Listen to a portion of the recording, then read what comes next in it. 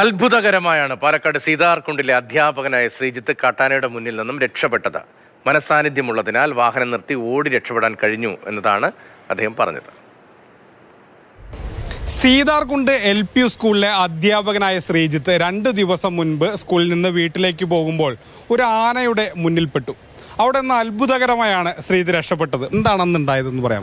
ഞാൻ സ്കൂൾ കഴിഞ്ഞിട്ട് ഇറങ്ങുകയായിരുന്നു. ഒരു വളവ് വെച്ചിട്ടാണ് ആനയുടെ തൊട്ട് ഫ്രണ്ടിലേക്ക് നമ്മൾ എത്തുന്നത്. അപ്പോൾ ശരിക്കും അവിടെ എത്തിയപ്പോൾ ജസ്റ്റ് നന്നായി ഒന്ന് പേടിക്കുമല്ല. നോർമലി നമ്മൾ ആരാണെങ്കിലും പെട്ടെന്ന് ആനയുടെ ഫ്രണ്ടിൽ പെടുന്ന സമയത്ത് പേടിക്കും. അപ്പോൾ ഞാൻ അവിടുന്ന് ബൈക്ക് സ്റ്റാൻഡ് ഇട്ട ശേഷം ഓടി മാറുകയാണ് ചെയ്തിട്ടുണ്ടായിരുന്നത്.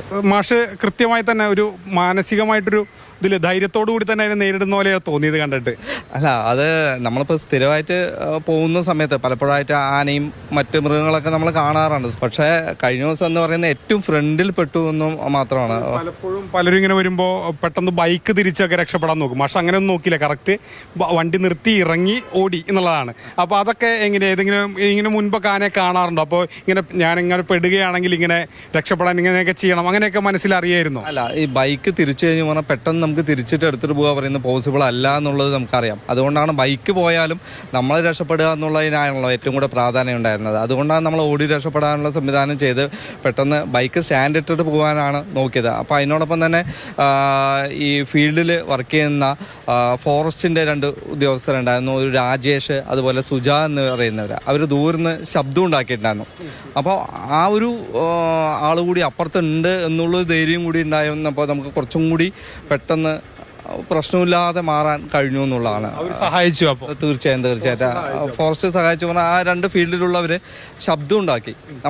അവർ ആനയുടെ അപ്പുറത്തായിരുന്നു. അവർക്ക് നമ്മളെ സഹായിക്കുന്നതിന് ഒരു പരിധിയുണ്ട്, അല്ലെങ്കിൽ പറയാനൊന്നും പറ്റില്ല. നമ്മൾ വരുന്നത് അവർക്ക് കാണാനും കഴിയില്ല. വളരെ നല്ലൊരു വളവിലായിരുന്നു. ഇവിടെ ഇടയ്ക്കിടയ്ക്ക് ഇങ്ങനെ ആന ഉണ്ടാകാറുണ്ട്. ഈ വളവിൽ ചുരം റോഡാണോ അത്? അതെ, ചുരം റോഡാണ്. ഇടയിലിടയിൽ നമ്മൾ ആനയെ കാണാറുണ്ട്. ഇത് എന്താണ് പറഞ്ഞു കഴിഞ്ഞാൽ അമ്മയുടെ നിന്ന് അകന്നിട്ട് ഏതാനും ദിവസങ്ങൾ മാത്രമായി എന്നാണ് അറിയാൻ കഴിഞ്ഞിരിക്കുന്നത്. അതുകൊണ്ട് തന്നെ അത് കുറച്ചും കൂടി അക്രമ സ്വഭാവം കൂടുതലാണ്.